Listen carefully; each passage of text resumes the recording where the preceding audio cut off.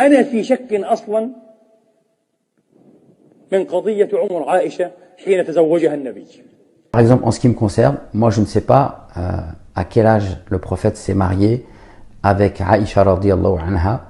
Par contre, tout ce que je sais, c'est que le prophète n'est pas un pédophile et que l'islam respecte la femme et que le prophète est le prophète de la miséricorde. Et cette question-là, en vérité, pour moi, est une non-question.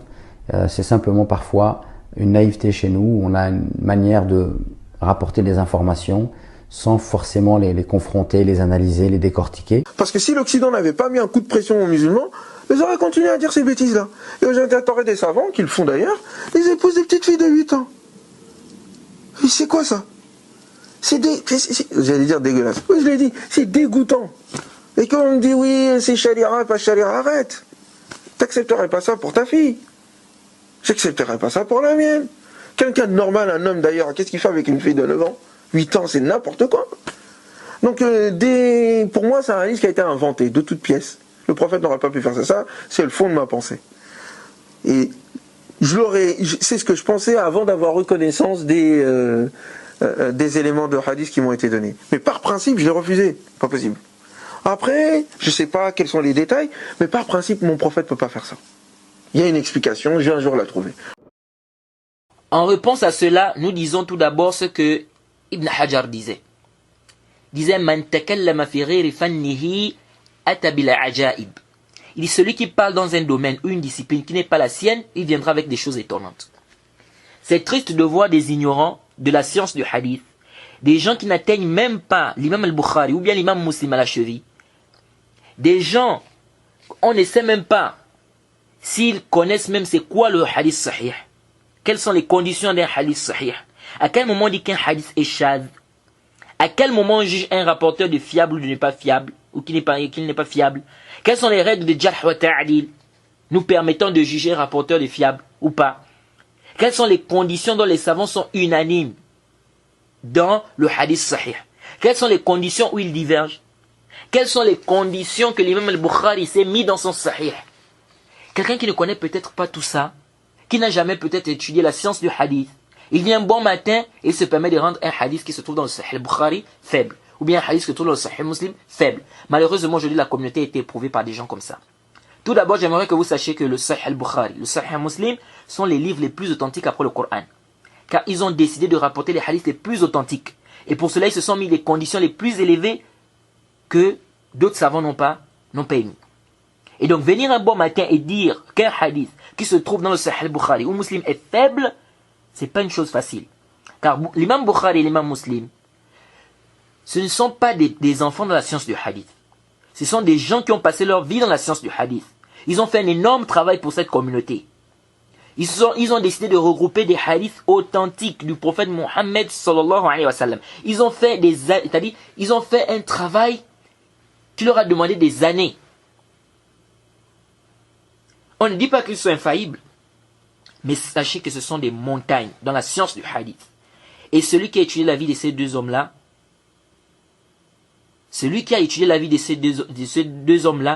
il connaît la valeur de ces deux hommes-là. Donc venir les contredire comme ça dans un domaine qui est leur domaine, quelqu'un ne sait même pas d'où il sort, il vient bon matin et non c'est daïf, il écrit ceci, cela. Venir contredire l'imam al-Bukhari dans un hadith qu'il a rapporté dans le Sahih ou l'imam Muslim, c'est pas une chose facile. Vous savez, les gens comme Hassan et Hussein qui rejettent ce hadith, vous verrez que c'est toujours à cause des kuffars. Tellement ils sont faibles, ils ne peuvent pas réfuter les mécréants. Lorsqu'ils viennent leur dire, votre religion ordonne de tuer les gens, vous forcez les gens à être musulmans, voilà un hadith de votre prophète qui dit ceci, cela. Comme ils sont incapables de réfuter ça, le moyen le plus facile, le plus court qu'ils ont trouvé, c'est de dire c'est daïf, c'est faible. En fait, c'est voilà, comme je dis souvent, leur religion, c'est comme si elle est basée sur l'approbation des kuffars, des mécréants, des kuffars. Si les kuffars réprouvent quelque chose qui est venu dans la sunna, eux aussi vont réprouver, ils vont dire c'est daïf, on ne prend pas. Si c'est venu dans le Coran, ils vont chercher une interprétation qui va dans le sens des kuffars. Subhanallah. Ça, c'est quelle religion que vous pratiquez là? Ce sont maintenant les kuffars qui vous dirigent qui doit vous montrer comment vous devez penser dans votre religion. C'est comme on a vu des gens concernant le hadith du prophète Mohammed sallallahu alayhi wa sallam où on dit que le prophète a dit attention à la viande de vache. C'est une maladie. Ils sont venus dire non, le hadith est da'if. Comment ça, c'est une maladie, alors que les gens mangent cette viande-là, etc. Lorsque les koufars ont commencé à parler de ce qu'on appelle la vache folle, ils ont dit oh, le hadith est authentique, le prophète nous avait déjà parlé de ça. Hein. Le prophète nous avait déjà parlé de ça depuis, le hadith authentique. Et chaz. Donc si les koufars disent que c'est bon, on dit c'est bon. Si les koufars disent que c'est pas bon, on dit que c'est pas bon. Et bien évidemment, ce hadith fait l'objet d'un grand débat entre les savants. Il y a des savants qui estiment que ce hadith il est daif. Ce hadith qui dit que qu'il fait attention à la viande de vache, c'est une maladie. Il y a des savants qui voient que c'est daif, comme le cheikh Ibn Uthaymin, rahimahullah, et d'autres qui voient que c'est authentique, comme le cheikh Al-Albani. Bref, le débat ici n'est pas de savoir est-ce que le hadith est authentique ou pas. Mais c'est juste pour vous montrer que ces gens-là, leur religion, c'est comme si elle est conduite par les koufars. La même chose avec le hadith de la mouche qui tombe dans le récipient. Le hadith est dans le Sahih al-Bukhari. Beaucoup ont réfuté ce hadith, ont rejeté ce hadith. Mais lorsque certains chercheurs allemands ont démontré qu'effectivement dans l'une des ailes de la mouche se trouve un poison et dans l'autre le remède, ils sont revenus et dit oh non, le hadith authentique, le prophète Mohammed sallallahu alayhi wa sallam, notre prophète nous avait déjà parlé ça depuis, hein. Il nous avait déjà parlé ça depuis. Subhanallah. Ce sont maintenant les koufars qui authentifient vos hadiths. C'est quoi ça? Comment pouvez-vous vous montrer aussi vulnérable devant des mécréants? Pitié, hein? Notre religion n'est pas basée sur les sentiments des mécréants. Notre religion, les frères, n'est pas basée sur les sentiments des mécréants. S'ils réprouvent quelque chose, on rejette. S'ils acceptent, on accepte. Les choses. Tu t'es converti, tu es rentré dans l'islam, c'est à cause des koufars. Tu es musulman, c'est à cause des koufars. Les koufars, les mécréants n'ont aucune leçon à nous donner par rapport à notre religion.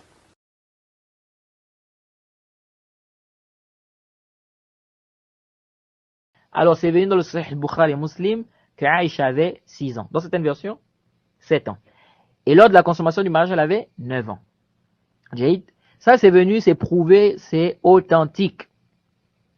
Il n'y a même pas à faire un débat là-dessus. Et c'est venu dans les livres les plus authentiques après le Coran. C'est venu dans le Sahih Bukhari et Muslim. Et je ne connais aucun savant de la Sunna qui a rejeté ces hadiths-là. Aucun. Certaines personnes aujourd'hui, à cause de leur ignorance et des passions aussi, ils viennent rejeter ces hadiths qui sont dans Bukhari et Muslim. Et vous voyez certains musulmans, passionnés, ignorants aussi, venir dire non, c'est pas authentique. C'est pas authentique.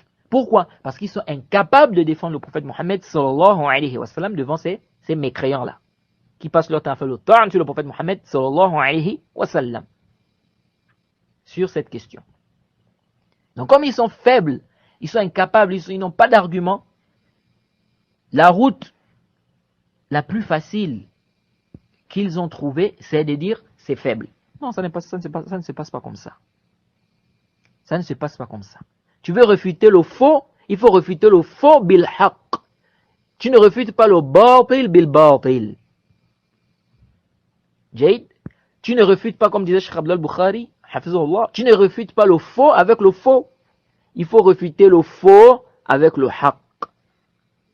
Jade, tu refutes le faux avec la vérité. Nous disons, ça nécessite même toute une, je peux dire, tout un cours, ou même peut-être une conférence, ce sujet-là. Parce qu'il y a beaucoup d'ambiguïté qui ramènent aussi par rapport à cela. Mais je vais résumer la chose. Ceux qui disent, ces koufars qui disent, comment se fait-il que votre prophète, il a épousé, n'est-ce pas, Aïcha à cet âge-là, etc., etc. Nous disons ceci. Comment vous voulez comparer quelque chose qui à une époque était normal? Comment vous voulez comparer cette chose à ce qui est aujourd'hui devenu anormal pour beaucoup de gens? Parce que vous avez gaspillé, hein? Vous avez changé les mentalités des gens. Vous avez fait quoi? Vous avez changé les mentalités des gens. Nous vous disons ceci. Si réellement cette chose, l'acte que le prophète a eu à faire, si vraiment l'acte que le prophète a eu à faire, c'était quelque chose de réprimandé, qui devait être les premières personnes à réprimander cela? N'est-ce pas les koufars de Quraysh? Les koufars de Quraysh cherchaient, s'ils pouvaient trouver, c'est-à-dire ils cherchaient une petite faille. Pourquoi? Parce que ils voulaient quoi? Ils voulaient que les gens s'écartent. Les gens n'entrent pas dans l'islam. Donc s'ils pouvaient trouver un défaut, n'est-ce pas, au prophète Mohammed sallallahu alayhi wa sallam, qui va faire en sorte que les gens délaissent l'islam, mais ils ne devaient pas.